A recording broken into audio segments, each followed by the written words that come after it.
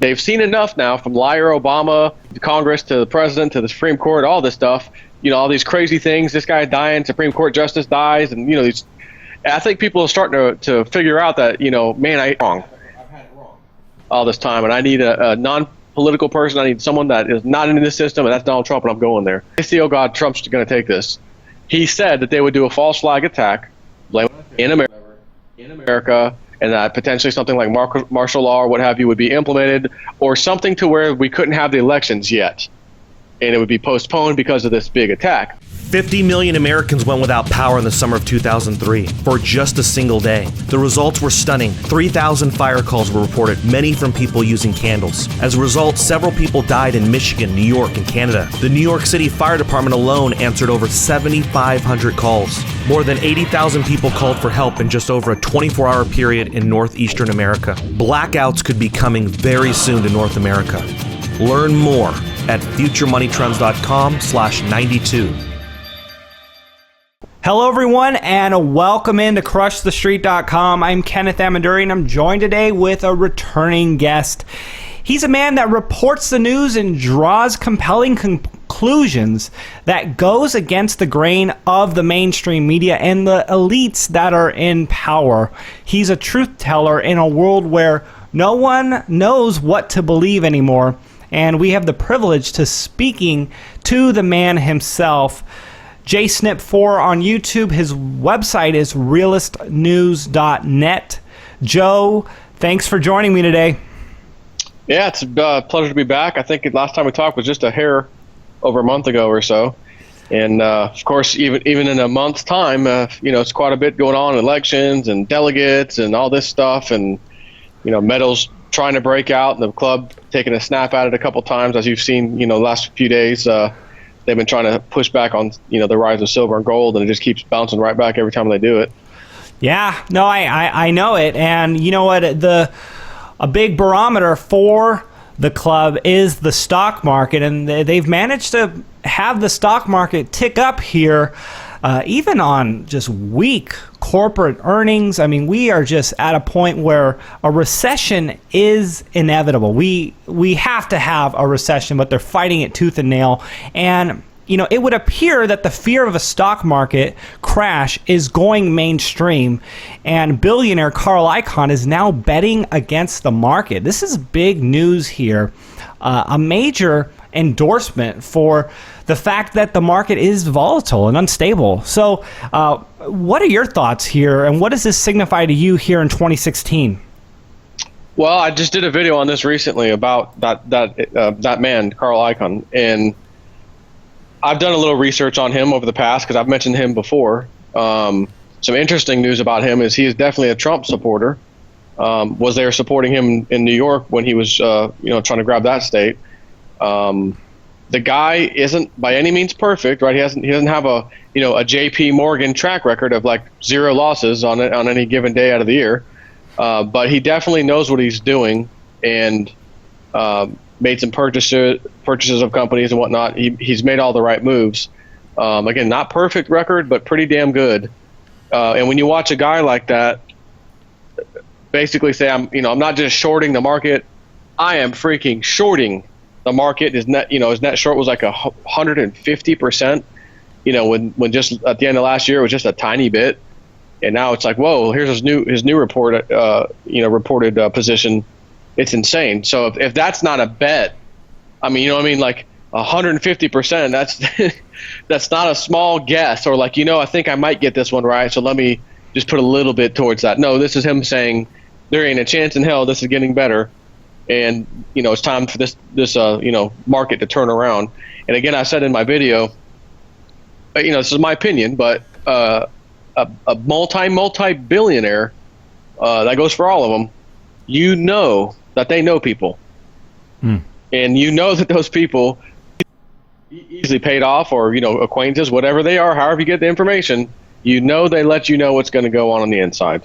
So if he all of a sudden comes out, which he's never done anything like this from what I could gather looking back at his past, as far as this huge short position, he must know. I don't think he's just going to go out there right now when like you said, crappy job reports, market rallies.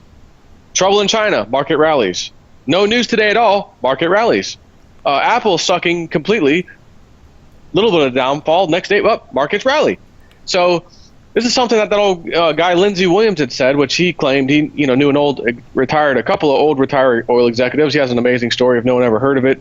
Just go on YouTube and search for a non-energy crisis, Lindsey Williams. That'll get you started. But he had said a few years ago after this crash of the markets, he said, look, I've been told, once again, by my elite friends, and they've told me that you are going to watch the stock market rally, and then it's going to rally some more, and then it's going to rally some more, and you're going to say to yourself, there's no chance it's going any higher. This is already absurd.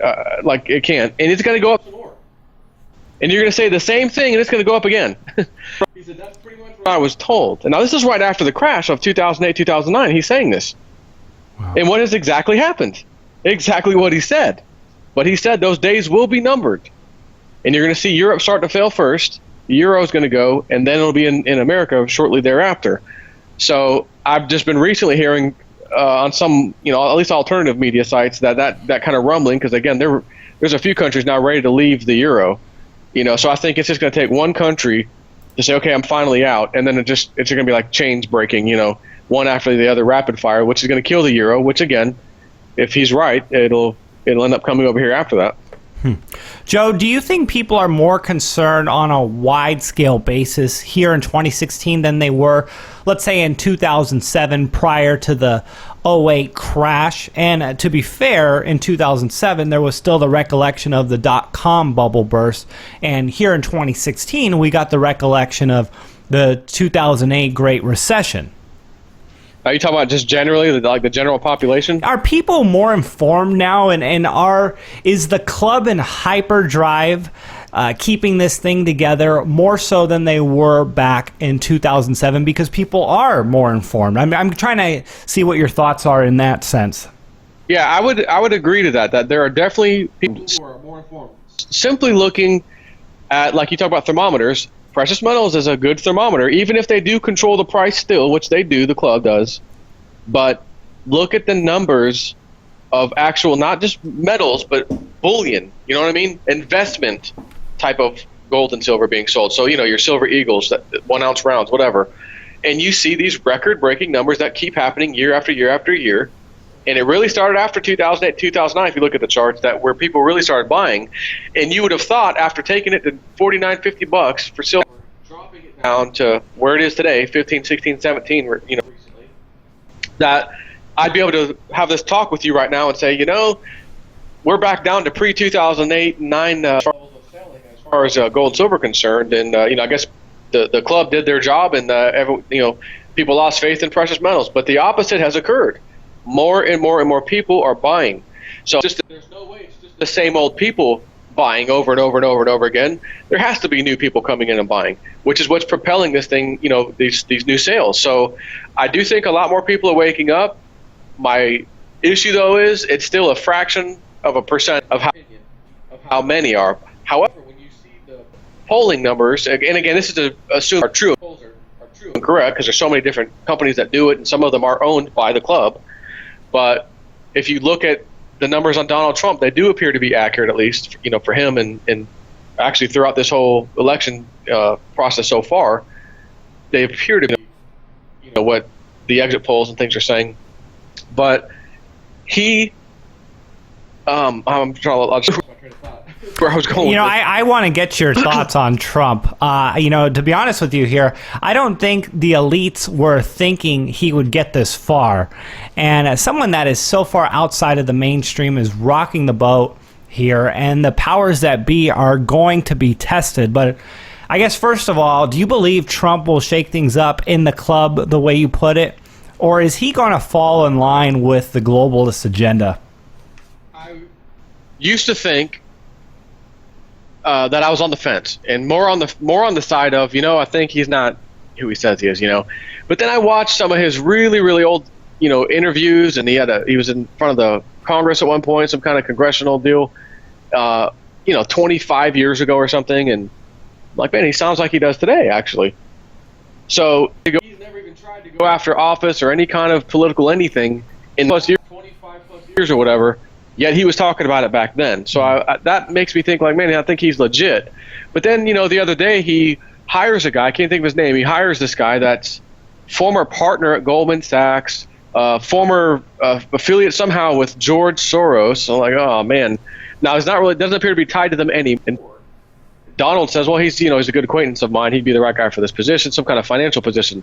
Then we hear, literally today I read it, he wants for the potential job of the head of Department of Homeland Security, he wants Rudy Giuliani.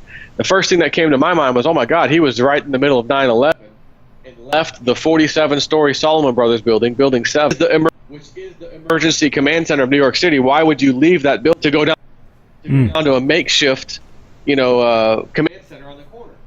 And that's exactly what he did. But at the same time, he might have been told to do that and said, look, the building's too close, and maybe he was lied to get him to get out of the building so no one would die in that building, because as everyone knows, or at least I hope they know, that building came falling straight down just like the Twin Towers did, yet it wasn't even hit by anything. Yeah. So that's bothered me a little bit, but there's also the history of Giuliani where he went after the mob and that kind of thing. So it's like, okay, that was a good thing, but it's really hard to say, honestly.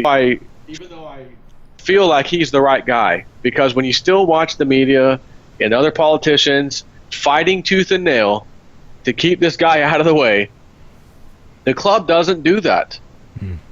They don't do that. So that's what's kind of got me. I'm baffled by this, but then I see, well, he's picking this guy, he's picking that guy. I'm like, wait a minute, I don't think I'd pick them, but maybe there's something to this. I don't know.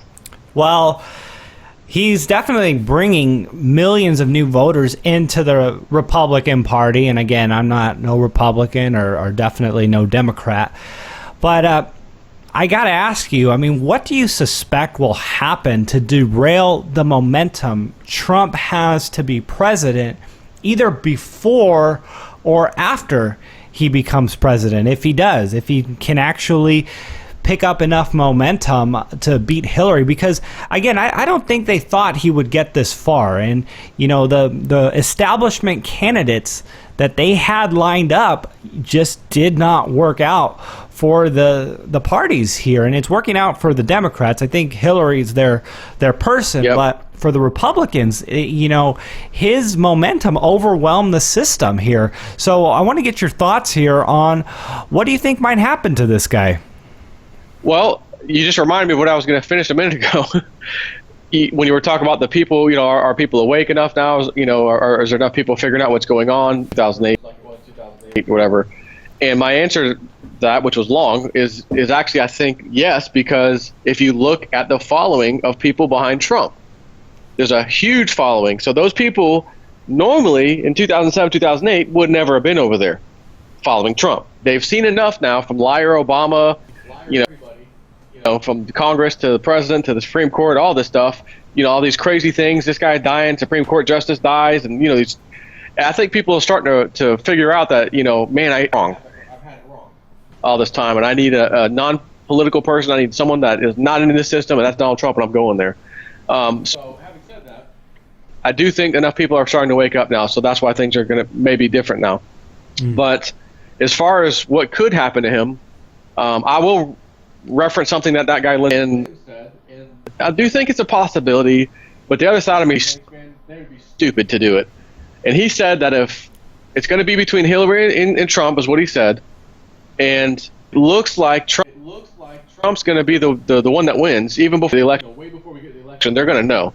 Because even if it's fake poll numbers, real poll numbers, they know the real numbers, regardless of what they show us. And if they see, oh God, Trump's going to take this, he said that they would do a false flag attack, blame in America, and that potentially something like martial law or what have you would be implemented, or something to where we couldn't have the elections yet, and it would be postponed because of this big attack. Well, it's going to happen because we didn't have martial law after 9/11.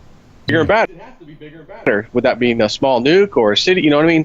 There's no telling. But that was what he said. Sure, it's always a possibility. I just think Why would they the be opposite. Stupid. Right, because then you're going to really rile all these Trump supporters. Do you know how riled up they would be all of a sudden? Now I can't vote for the guy who was going to fix everything. That's why I just can't. But see that happening yet. It's still a possibility. The other side, forget that whole thing, would be go with what they know, the club. And that is John F. Kennedy's going to fix things.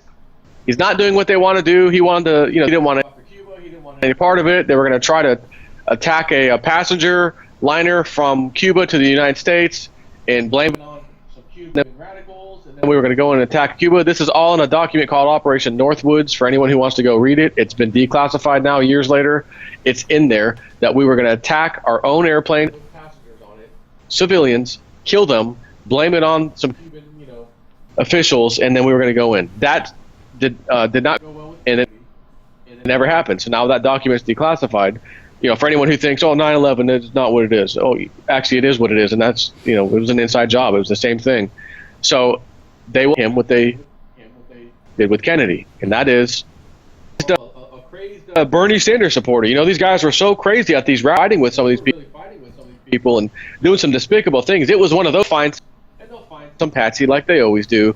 And here's the guy that did it, and Trump's gone now. And at the same time, I still think because of where we've gone, or where we've gained as far as knowledge and history with the internet, being able to recall things and look at I don't believe in that JFK. I know what I was told, what my parents told me, but now I can go watch it. This guy was shot in the head from the front, So now you're starting to raise suspicions about the government itself. So now, all these, if something like that happens again today, I don't think anyone's going to stand by and say, this poor sap did it and he needs to be, people are going to know.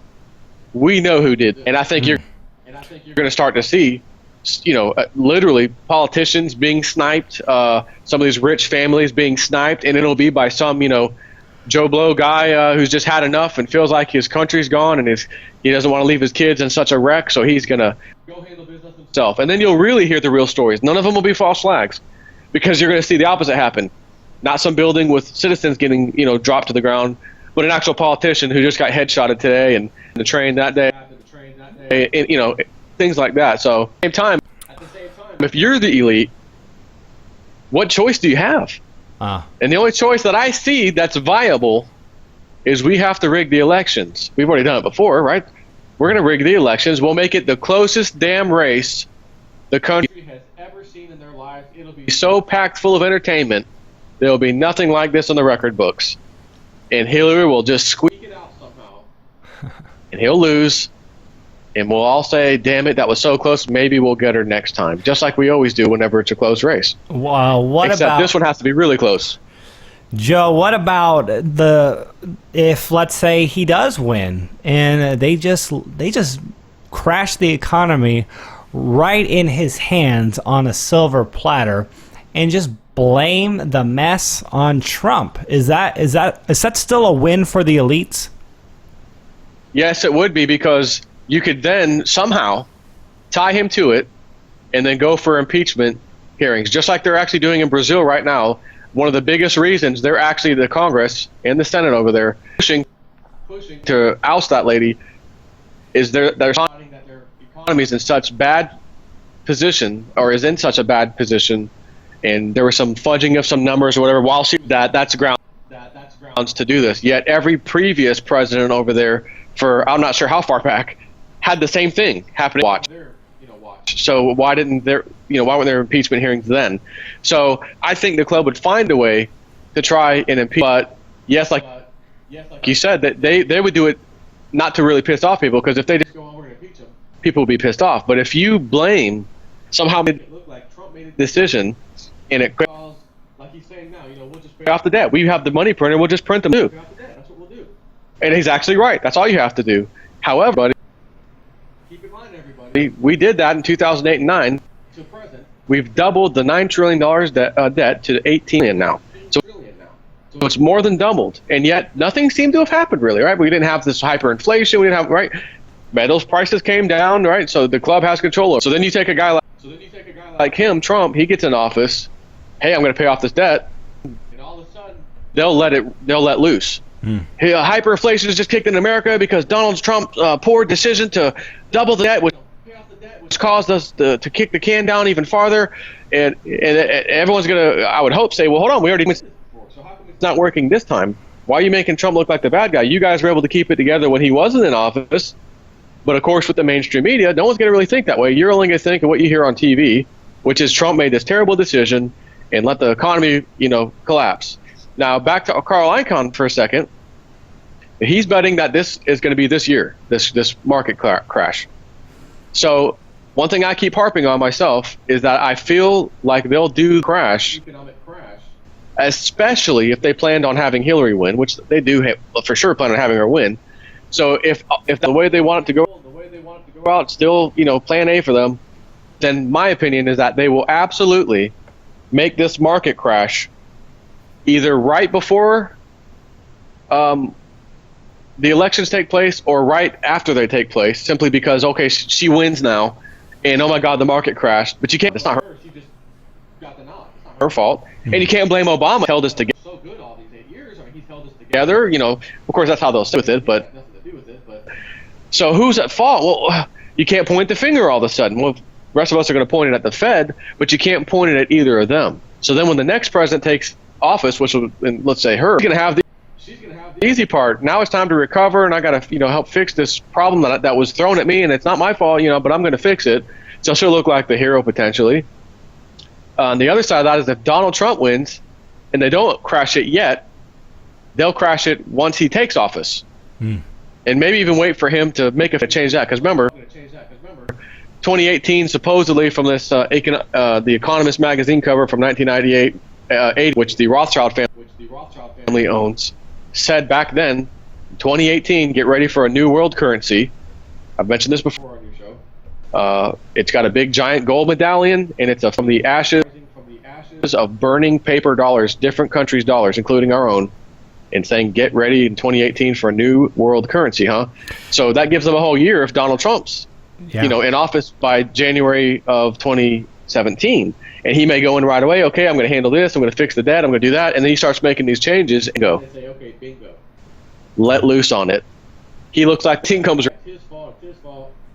So that 2018 comes around, our country's in dire straits, and everyone's going to beg Donald Trump, hey, make the pain stop. And he may be forced to say, well, I guess there's some people out there more powerful than I thought, and we're going to have to go with the new world currency or something. Who knows? But this whole thing might even be a ploy where we're like we were talking earlier, where I'm pretty confident Trump's that dude. He's the right guy.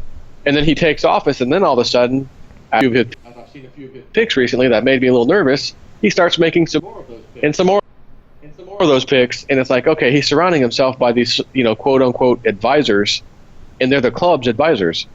That's not good. Joe, I want to talk about currency and more so protecting that purchasing power. As I was telling you before we jumped on this call here and hit record, I purchased some precious metals today, and I got to be honest with you, it felt really good. And we were talking, and it always feels good when you buy precious metals, you bring it home, and there's just something about it, holding the gold, holding the silver, and knowing that you own it, and no one else, essentially knows about it, except for everyone else that's listening to this at this moment right now. But sure. So I was watching a documentary and just some videos on Yugoslavia and their hyperinflation, and it got me in the mood again to just go out and buy more metal.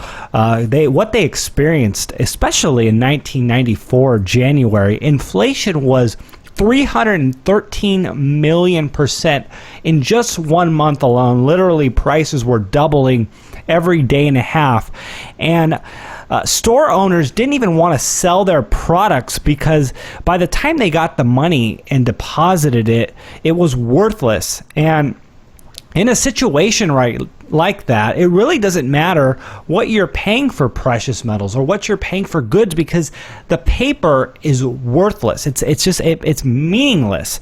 And it's not so much the case now. I mean, you don't want to pay $2,000 for an ounce of gold or $30 for an ounce of silver when you can get it for $1 over spot for silver, maybe $1.50, whatever.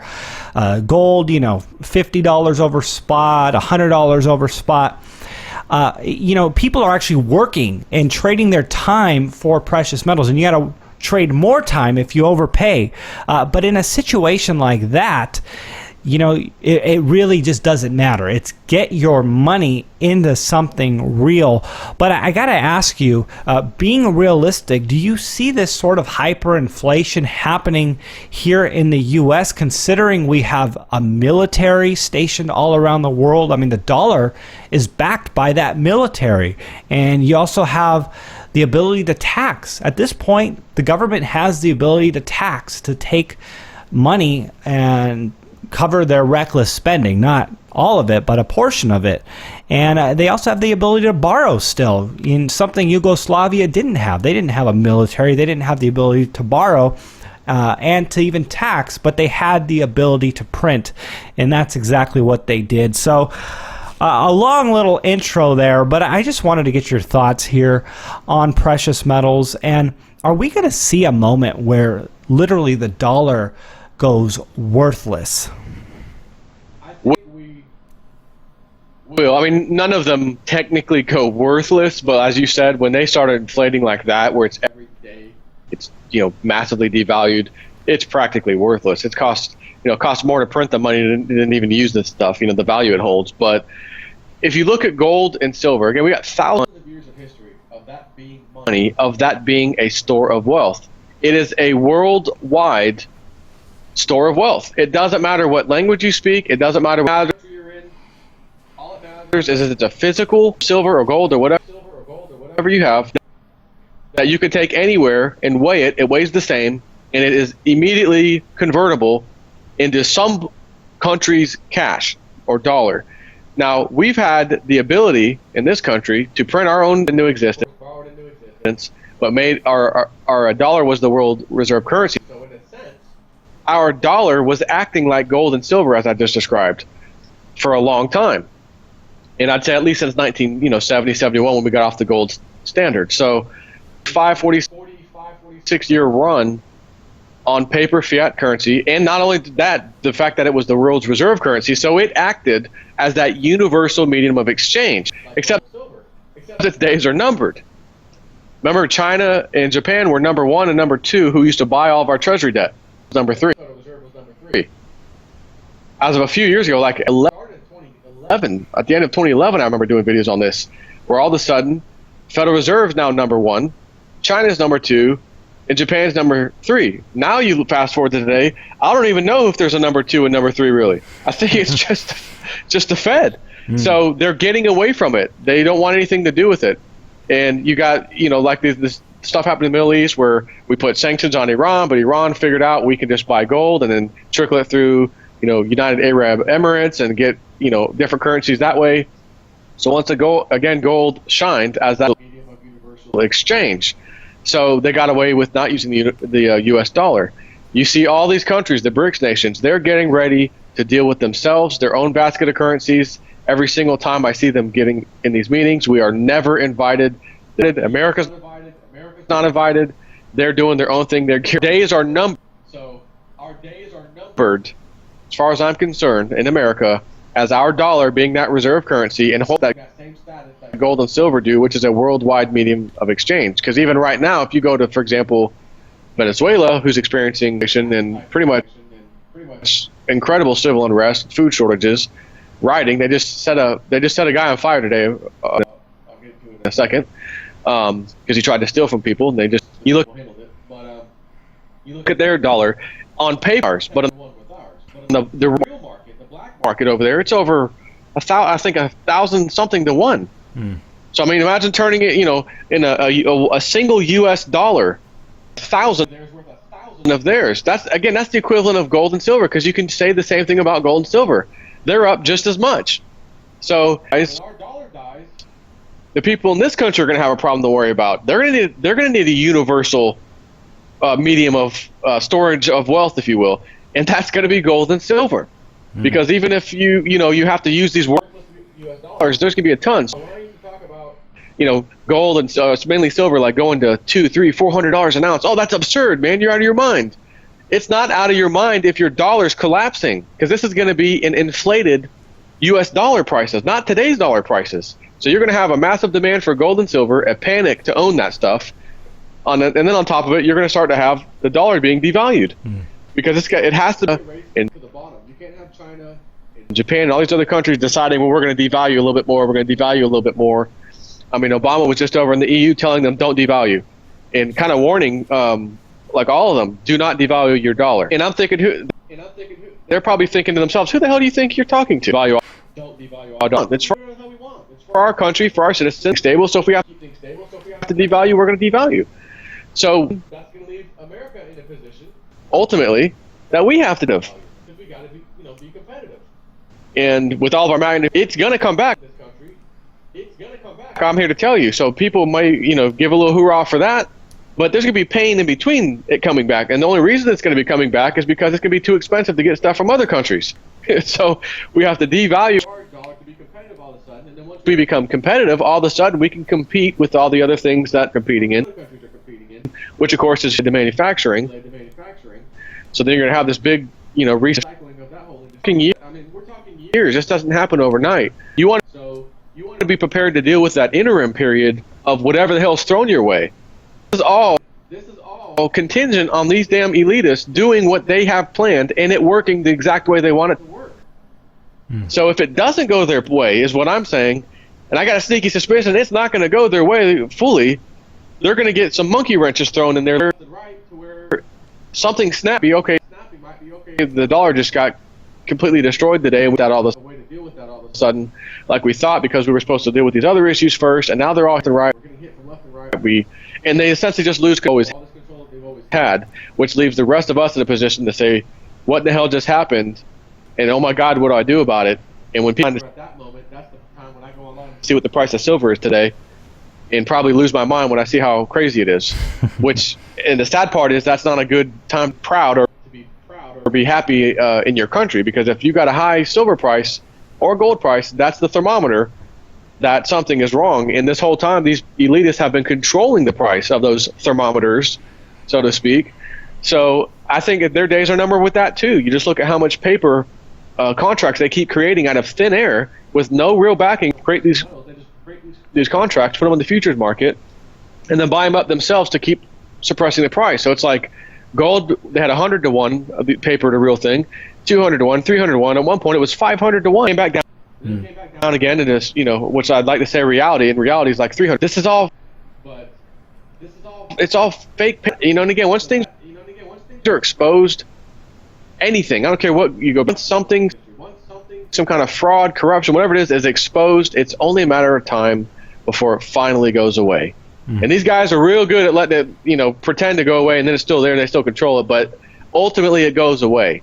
And when it goes away, I'm certain China's going to be the one helping it go away with their exchanges that they're putting online. As you've seen on April 19th when theirs went live, that's when precious metals really started jumping and haven't come back down since, at least, to those lower levels.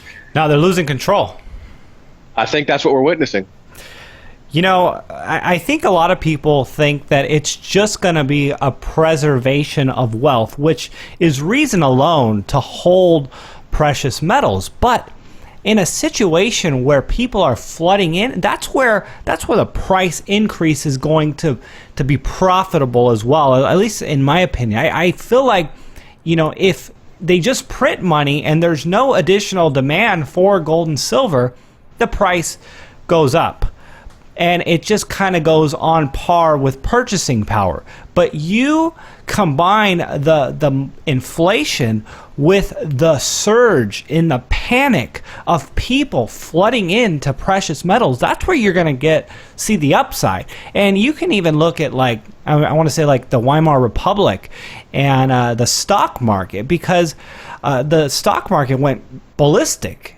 But even in terms of their dollars, there was still gains to be seen, because the people were flooding into it. They were dumping their German marks and going into the stock market, and even priced in their currency, there was value to be seen because there was a panic. They were just saying, get me out of the paper and into anything else that might go up and might reflect a higher maintenance of purchasing power. So that's just my own 2 cents. holding precious metals, I think there's going to be a lot more upside than just preservation of wealth. Absolutely. So absolutely.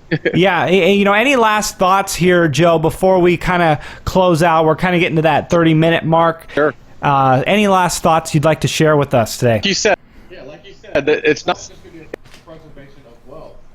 There's going to be a panic for people to get out of these paper so-called assets and get into something tangible, which is precious metals. So of course, those are go buy houses or property or whatever and try to rent it. That's a tangible asset. I am pretty much certain when all this goes down, winners or losers who think, oh, I'm going to get my money out of this account I had on, I shorted this or I got that and it went up. When all this goes down, there's going to be so many companies, brokerage firms, all of that, hedge funds, you name it, who've been robbing Peter to pay Paul this whole time, cooking their books, and now all of a sudden they've been nailed with a bunch of payouts that they don't have, they can't make. And even though you won on paper, and hey, I'm going to go log into my digital account today to transfer that to my bank account, sorry, insufficient funds, you can't transfer it out of here. Well, hold on, my account says I just got $4,000 in here. Nope, it's not there. You're not able to do it because that company overall experienced a massive loss. So your money's gone, and now you're gonna have to sue them, and they're gonna file a lawsuit, and they're gonna go bankrupt. If you don't hold it in your hand, you don't own it. So I'm gonna end this interview or what have you, this little speech we're having today, and tell everybody because I know a lot of people about the WebBot reports and stuff. We talk about that sometimes on your show. I heard from Cliff High this morning via email, and he and I are going to do another interview with him this Saturday. So those of you who follow me and him on that, this Saturday we're going to, hour to 2 hour interview kind of thing to see what the WebBots have been talking about recently and that sort of thing. Joe, everyone, jsnip4 on YouTube. His website is Realist News. We'll hopefully have this interview out by tomorrow afternoon, and which we're conducting it today on May 12th, 2016. Joe, thanks so much for coming on the show with me today. Not a problem. Glad to.